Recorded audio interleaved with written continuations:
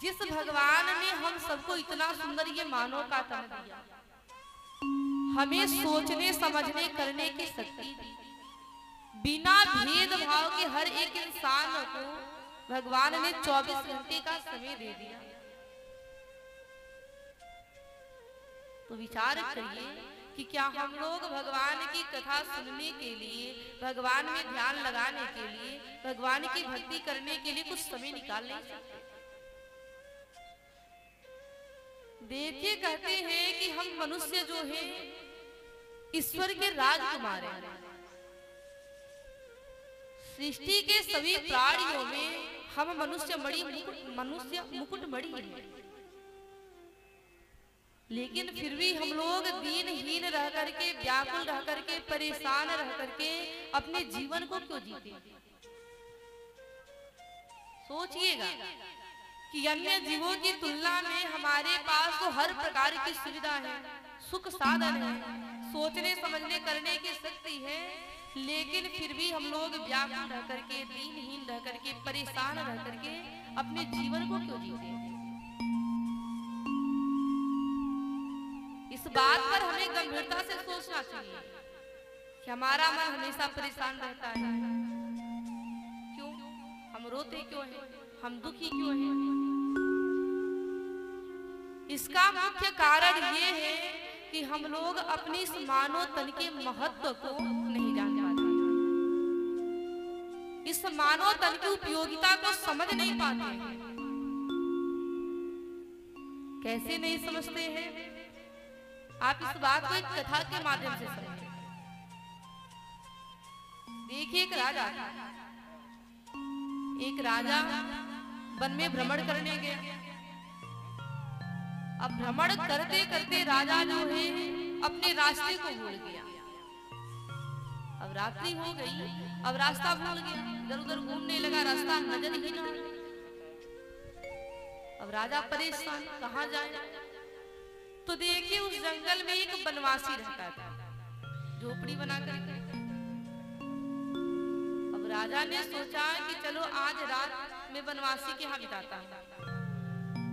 अब ये सोचकर राजा जो है बनवासी के यहाँ जाते हैं। बनवासी राजा की बड़ी सेवा करता है। उसके पास जो भी रूखा सूखा भोजन है, जो उसने बनाया है, वो भोजन अब राजा को कराता है। बनवासी इतनी सेवा करता है कि राजा बनवासी के ऊपर प्रसन्न हो जाता है। और देखिए, जब राजा वहां से जाने लगते हैं तो प्रसन्न होकर के बनवासी को एक चंदन का बागीचा दे देते हैं। कहते हैं कि ये बागीचा तुम्हारे भविष्य में काम आएगा।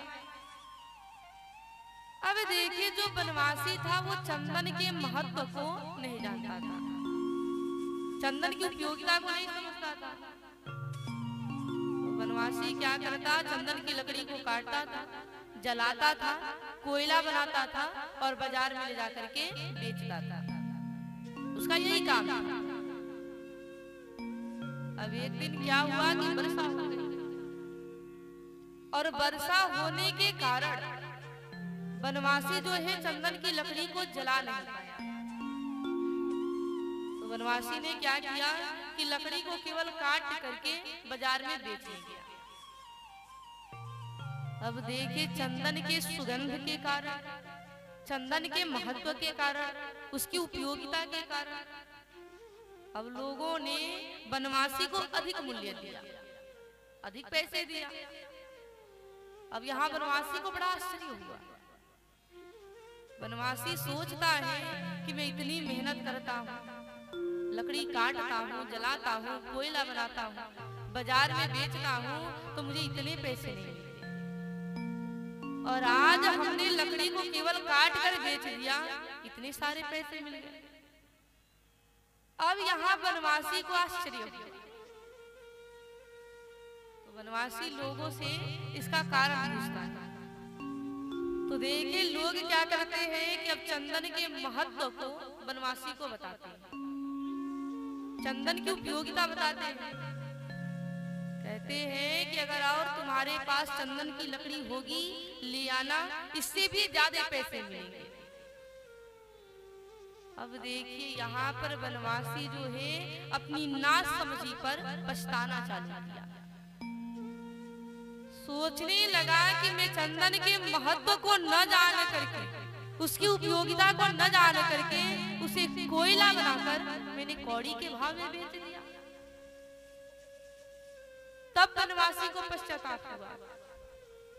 देखिए ठीक वैसे ही हम लोग अपने इस मानव तन के महत्व को न जान करके, अपने इस मानव तन को व्यर्थ में गवा करके अंत में पछताते हैं। मनुष्य कौन है? मनुष्य अमृत पुत्र है, लेकिन फिर भी विष का पान करते हैं। क्यों? इसका केवल एक ही उत्तर है कि हम लोग अपने धर्म के वास्तविक स्वरूप को भूल गए। हमें क्या करना चाहिए और हम क्या कर रहे हैं उस पर ध्यान भी नहीं जाता। जिस प्रकार पशु पक्षी अपने जीवन को जी रहे हैं, जिस प्रकार पशु पक्षी अपने जीवन को यापन कर रहे हैं, ठीक वैसे ही हम लोग भी एक पशु जीवन जिए हैं। पशु पक्षी भी रहने के लिए घर बनाते हैं, वो भी शौच करते हैं, वो भी बच्चा पैदा करते हैं, वो भी सोते हैं। आहार निद्रा भय मैथुनम च सामान्यमेतत् पशुभिर्नराणां धर्मो हि तेषाम् अधिको विशेषः धर्मेण हीना पशुभिः समाना। मकान बनवाना, भोजन करना, सोना, बच्चा पैदा करना, ये सारे काम पशु पक्षी भी करते हैं और हम लोग भी यही कर रहे हैं। खाने, कमाने, मकान बनवाने में अपने जीवन को व्यर्थ में गंवा रहे हैं। लेकिन देखिए कहते हैं कि मनुष्य जो है ईश्वर का राजकुमार है। सृष्टि के सभी प्राणियों में हम मुकुटमणि हैं। ये मानव का तन ईश्वर का दिया हुआ उपहार है, अपने को पहचानिए। ये मानव का तन हमें बार बार नहीं मिलेगा। रामचरितमानस में बाबा तुलसी लिखते हैं कि बड़े भाग मानुष तन पावा, सुर दुर्लभ सदग्रंथ लगावा। और कहा जाता है कि मानव जन्म अमूल्य है, मिले न बारंबार, पक्का फल जो गिर पड़ा लगे न दूजी बार। ये जीवन प्रत्यक्ष देवता है। 84 लाख योनि भटकने के बाद भगवान ने ये मानव का तन हमें दिया है और ये तन पाने के लिए देवता भी तरसते हैं। और हमें ये तन मिला है तो इसके महत्व को जाने, इसकी उपयोगिता को समझे, अपने जीवन को व्यर्थ में न गवाएं। देखिए 24 घंटे से में से एक क्षण जो है हमारा महत्वपूर्ण है। एक मिनट हमारे लिए उपयोगी है। हम कितने दिन जिएंगे ये महत्व नहीं रखता। हम अपने थोड़े समय में कितना काम कर लिए ये ज्यादा महत्व रखता है।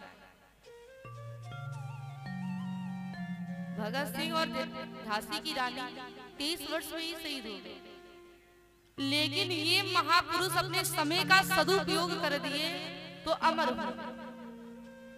तो हम कितने दिन जिएंगे ये बिल्कुल महत्व नहीं रखता और ना ही किसी को ये पता है कि हमें कितने दिन जीना है। हमने अपने थोड़े समय में कितना काम कर लिया, कितना नाम बना लिया, ये ज्यादा महत्व रखता है। तो एक क्षण